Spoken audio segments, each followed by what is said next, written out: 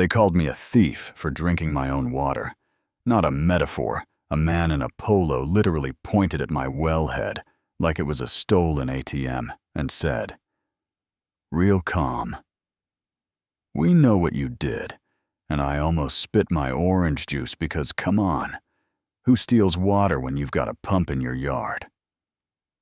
My name's Adam Wright. Financial advisor by day, chronic documentation, nerd by nature. I bought this place exactly because it sits past the HOA line. Private well, private septic fruit trees I planted. With a borrowed auger and a sore back 300 yards of breathing room between me and any committee with a letterhead. You know what I mean. The lawsuit hit on a Tuesday, a thick envelope dropped by a process server who looked like he wanted to apologize for being the messenger inside. It said Meadowbrook. Homeowners Association vs. Adam Wright damages $18,000 attorney's fees, and the part that got under my skin, worse than the money, immediate access to inspect and verify the illegal connection, which is lawyer talk for, come dig up the garden. You've babied for 3 years and smile while we do it. Their packet was glossy diagrams with clean arrows, water consumption charts down to the day. A pretty little story where I bored pipes through bedrock like Tony Stark and tapped their main without leaving a scratch. I laughed at that. Then I stopped laughing because absurd lies still stain your name if enough people nod while they read them. That night, I walked into their clubhouse. The energy felt like church without mercy. Folding chairs, packed phones up, eyes on me like I'd walked in with a crowbar. And at the front stood Paige Whitman, mid-50s, polished hairsuit that said donations, not discounts, voice smooth until it cut. "We have a theft problem," she said. The projector lit up. Red circles on a map. A dotted line from my place, like a vein into their system, Laments bubbled. "So that's why our pressure's low," someone muttered figures. "He lives outside the rules," another snorted. And when I stood and said, "My well is permitted, my septic is certified, my pipe goes pump, to tank, to kitchen, sink and nowhere else," Paige smiled thin and clicked to a slide. Titled Decoy Wells, Sophisticated Thieves. "Hide in plain sight," she said, while her manager Lucas Green hovered with a cart of binders and whispered just loud enough for me to hear. "Or we can do a payment plan, $2,000. Now balance in 6 months. Keep it quiet like I should thank him for the chance to buy back my reputation."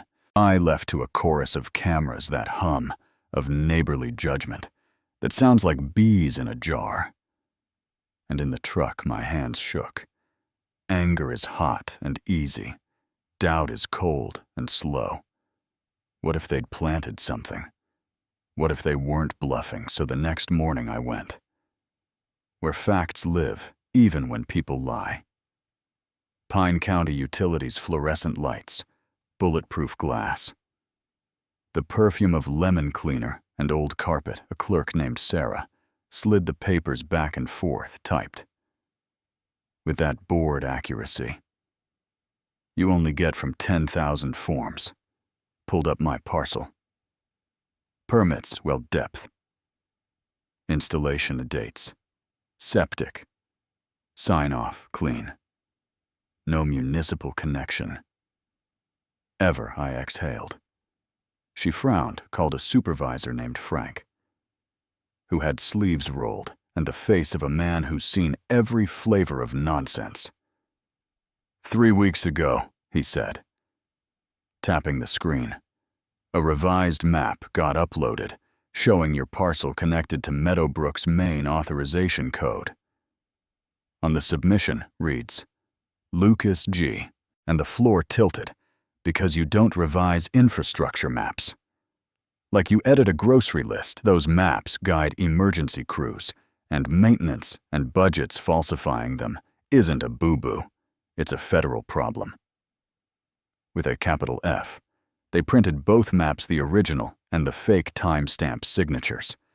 The whole chain told me to file with the Attorney General, and the feds told me to be careful because folks who forge records don't blink at smaller crimes. And while I sat in the parking lot, my phone buzzed with a picture of me walking into that building, a timestamp, a text that said, "Stop digging." And fear stood up in my chest like it rented a room there. Yeah, that happened at 2 p.m. An unmarked envelope waited in my box. 3 telephoto shots of Lucas and 2 men in coveralls burying white PVC in a brushy swale behind maple drive plates, clear as daylight. The exact spot Paige had circled on her slide. They weren't proving anything. They were staging a set, so I borrowed a metal detector from my neighbor Jim, who collects old coins and conspiracies, hiked in from the public side, found a hose clamp, a cheap pressure gauge, a pipe stub tucked like a prank. No true connection, just props. And right then, Paige called. "You're trespassing on utility infrastructure," she said, voice tight, "walk away." Or I call the sheriff, and I hit record because our state is single-party consent, and I am. If nothing else, a man who loves a good record, I asked for the permit number. She changed the subject. I asked the contractor's name. She said authorized personnel, and hung up. 10 minutes later, a white pickup rolled up with a magnet that read, Meadowbrook Utility Services. 3 guys in matching mustaches hopped out. "Sir, active maintenance site, step away." The big one said, "I asked for IDs, got badges that would fool your aunt." Called the county on speaker. Sarah checked, no such contractor in the database, no permit, no work order. The men climbed back in and left quick, and I took pictures of everything they forgot, including a case with a rental tag. Morrison Tools called the store. The manager said, "The equipment was rented on the HOA card." You guessed it, Lucas, and flagged for fraud last month. Day 3 began under marble columns. Judge Robert Mason on the bench with that steady, "I've seen it all" neutrality. Paige arrived with 3 lawyers and a glow like she'd already won. Lucas wheeled a cart of binders like a proud bellboy. And their lead attorney told a clean story with sharp graphics about decoy wells and stolen water and community harm. The whole time I kept my folder closed and my breathing slow. When it was my turn, I didn't make speeches. I made points. Original county map versus revised forgery. Timestamps and submission codes. My well permit and septic certificate. Photos of staged pipes, my recorded call with Paige threatening me while I filmed the fake connection, and then the judge started asking his questions, the kind that make lies stumble over their shoelaces. "Where are the permits for boring through bedrock?" he asked. "What machinery? What contractor? What schedule?" And Lucas's answers slid from confident to sticky. "Proprietary consultant," he said. "No permit needed." He said, "I don't recall." He said. And the judge just waited. The way a parent waits while a kid invents a dog that ate his homework. Then we played Paige's call, her voice filling the room.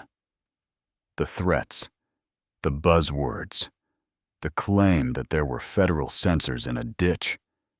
The gallery murmured. The attorney objected. The judge overruled. And right. Then a county utilities tech named Mark Thompson asked to be heard. He walked with small steps and a big decision. swore the oath with a tremor in his hands, explained how Lucas approached him 6 months earlier with consulting cash for map correction guidance, how no turned into bigger offers for access codes, how bigger offers turned into late-night calls and a keyed car and a note under the wiper that said stop asking questions. He had emails where Lucas listed targets, elderly homeowners on fixed incomes, recent immigrants' properties right at the border, estimated settlement amounts next to their addresses, like a grocery list of pressure points. And you could feel the oxygen thin as people realized this wasn't a neighborly dispute. This was a business model. We put photos on the monitors. Lucas burying disconnected PVC under cover of dark license plates. Rental serial numbers that linked back to Morrison Tools. We put my GPS-tagged video of the prop gauge. The judge asked fewer questions and made more notes. Paige tried to pivot to community standards and property values. Then she forgot where she was and said the quiet part out loud. People like him drag us down, she snapped. If our bylaws don't reach his land, they should. And silence spread like ink.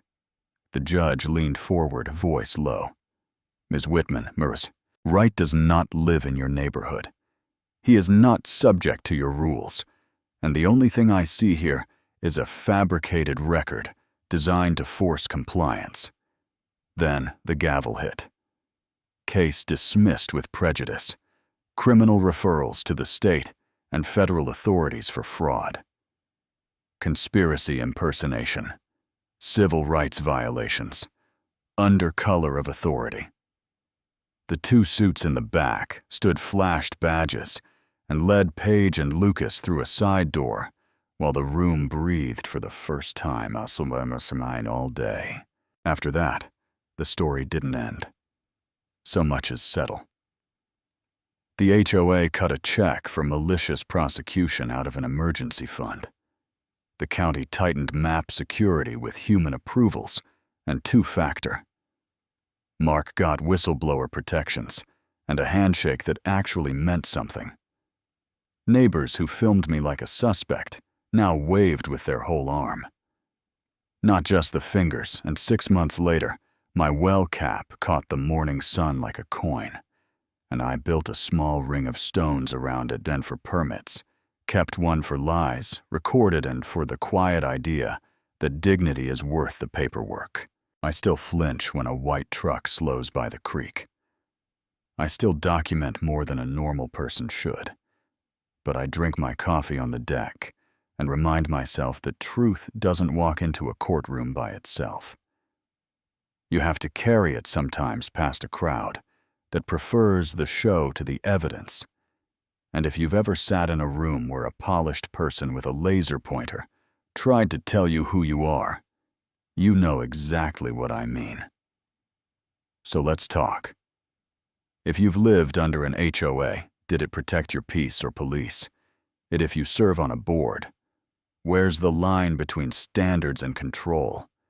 If you think I was wrong for living outside their rules, say that and tell me why.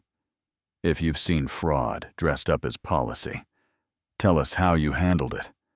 Drop a comment. Argue with me. Argue with each other respectfully.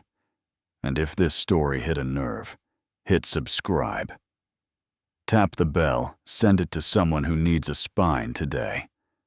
Stay grounded, stay stubborn, and don't let anybody else write your ending.